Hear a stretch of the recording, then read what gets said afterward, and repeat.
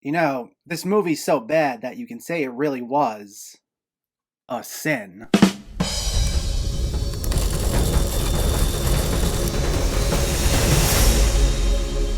What's going on, everyone? Welcome back to my channel. Today, we're talking about a brand new VOD release, Cosmic Sin. Let me know in the comments before we begin what your thoughts on this movie were, if you already saw it or if you were planning on seeing it, and make sure to hit that thumbs up button if you like these reviews, as it helps me out immensely by getting my channel out there. And if you're new here, I hope you consider hitting that subscribe button so you can stay up to date with reviews of new releases, older films, hidden gems, and so much more on a near daily basis. But let's jump right in and let's talk about Cosmic Sin. This takes place in the year 2524, 4 centuries after humans started colonizing the outer planets. Retired General James Ford, played by Bruce Willis, gets called back into service after a hostile alien fleet attacks soldiers on a remote planet. The threat against mankind soon escalates into an interstellar war as Ford and a team of elite soldiers try to stop the imminent attack before it's too late. This is written and directed by Edward Drake, who has a background in directing music videos. And while the idea of a movie going direct to video these days isn't as much of a death sentence as it once was, given the pandemic pushing a lot of quality stuff directly to streaming services and VOD, I guess this qualifies as just another in a long list of these lower budget VOD releases that Bruce Willis has been doing for a good part of the last decade. Now, I haven't seen any of his other movies in this vein, mainly because I don't typically bother with what's become this subgenre of older action stars and low-budget direct-to-video movies that's become a thing in the last 10 to 15 years or so. Now, I've seen a few, mainly the ones with Nicolas Cage, just because they're still fun for all the wrong reasons, but I don't review too many of them for my channel because while I've reviewed my fair share of bad movies, I don't want this to become my thing of just taking cheap shots at these actors and filmmakers for what are clearly paycheck movies. However, this caught my attention, not just because I heard it's bad, but because I heard it's really bad, like even worse than what some of these other movies usually entail. And what makes it all the more fascinating is that it's distributed by Saban Films, which has released a number of okay movies direct to video, like the Wrong Turn reboot or Guns Akimbo. Plus, it actually has more than one name that I recognized, also including Frank Grillo, Lachlan Monroe from Scary Movie and Freddy vs. Jason, and Costas Mandylor, who played Detective Hoffman in like half the Saw movies. And unlike a lot of these other low-budget productions, this has a more ambitious concept, at least in comparison, which is a war with aliens. And when I heard there were a few somewhat notable names in here, and it had a fairly okay concept, I thought it couldn't be as bad as everyone says it is. Well, it turns out I was wrong. The way to describe this movie is things happen.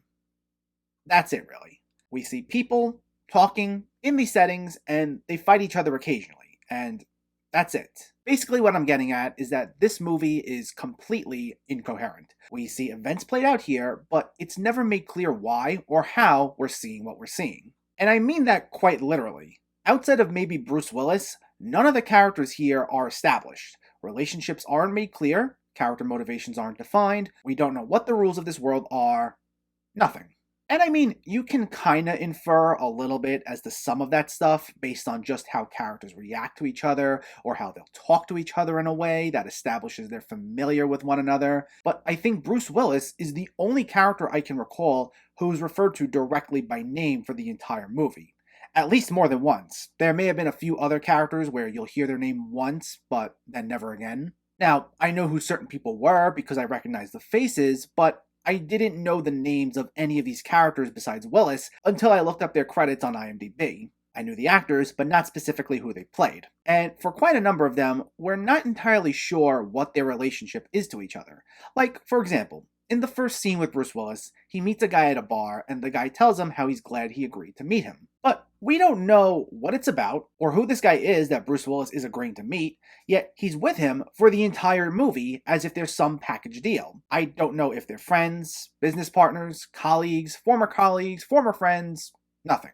If it was actually said, then I honestly just missed it because of just how vague and unclear the dialogue is. And they get interrupted like a minute or two into their first exchange by someone coming over and trying to intimidate Willis, which then kicks off what are supposed to be the main events of the movie. And that's just one example, but that's literally how all of the character interactions are handled throughout this. And it's like, on one hand, you don't want characters who know each other to say these very obvious lines of dialogue that real people wouldn't say to each other. You know, because we're used to seeing those lines in other films where someone will say things like, as your father, or you're my best friend, which is clearly a wink to the audience, telling them what these two characters mean to each other. If this was real life, no two people who have that close of a relationship would need to say these things to each other. So if you don't want to do something like that in your movie, great.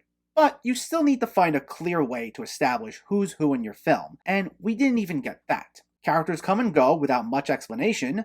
We get a sense that some people know each other well, but we don't know why, and it just made this incredibly hard to follow. Like I said, if it was there, I just missed it because most of the time, the dialogue was incredibly vague and cryptic. And the decisions made by a number of characters were just baffling to me. The thing that stuck out most was that a lot of the characters here are some sort of military-style personnel, or they're space military, or something along those lines. And they'll give people certain orders that they need to be in this place, at this time, for this thing, but they don't even know why they're giving the commands they give. Like, for example, Lachlan Monroe's character, who's supposed to be some high-ranking officer of some sort, in the beginning gives about 10 different orders to a number of different people in the matter of about 5 minutes, and when he's asked why, he literally says multiple times, "I don't know."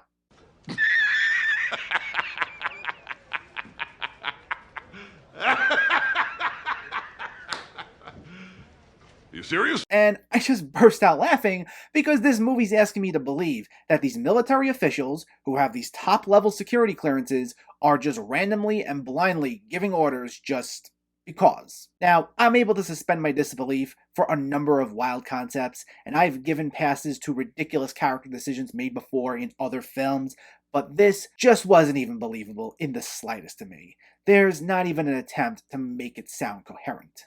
It's clear certain choices were just made because the script calls for it, rather than it was the logical thing to do. Like, there's another scene when Bruce Willis is confronted to come aboard this mission at the bar, and he walks away from the offer, totally leaving the bar, and we're led to believe he'll need more convincing. But literally, the very next scene, like 10 seconds later, he's seen being briefed. And there's another scene where a number of characters who we've been following for a good portion of the movie get into this confrontation with these strangers, which turns into a shootout, and one of our protagonists gets shot, which winds up being fatal as they die a few scenes later. But in that same moment, like right after the shootout ends, the characters who shot our protagonists suddenly start helping them out, with no clear explanation.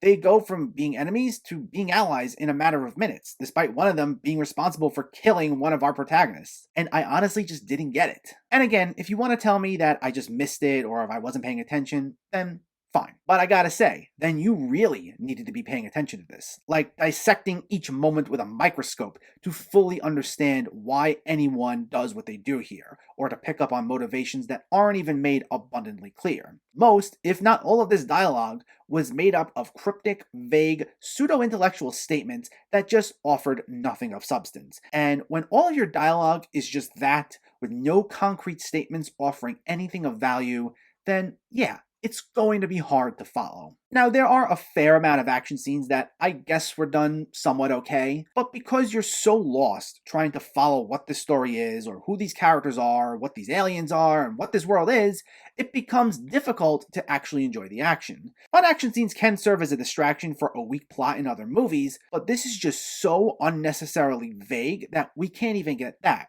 And I wouldn't even call the action scenes themselves fun here, to be quite honest. They're at best serviceable, but nothing I'd want to go out of my way to watch on their own. And as for our two main actors, played by Frank Grillo and Bruce Willis, they offer literally nothing. I'd say Grillo kinda tries here, and he's attempting to make something out of nothing, but that's often undermined by the fact that I'm not sure what his relation to any of this actually was. Despite being one of the top two actors billed here, he's only sporadically seen, and his actions are mostly inconsequential to the rest of the story. In his very first scene, we'll see him talking in a car, and then he disappears until a little later to take part in the shootout, and then we see him maybe one or two more times, and then he disappears for like the majority of the movie, until the very end, when suddenly we're being asked to take something he's doing so seriously. Now, I don't know what it is, if they only just had him for a limited period of time, or they were under some other sort of time constraint, or what, but it felt like we got something incomplete here. It's like he may have actually had a bigger role at first, and either they had to cut parts of the movie out because of budget restrictions or time limits, or he was only available himself for a limited period of time, but his contributions to the story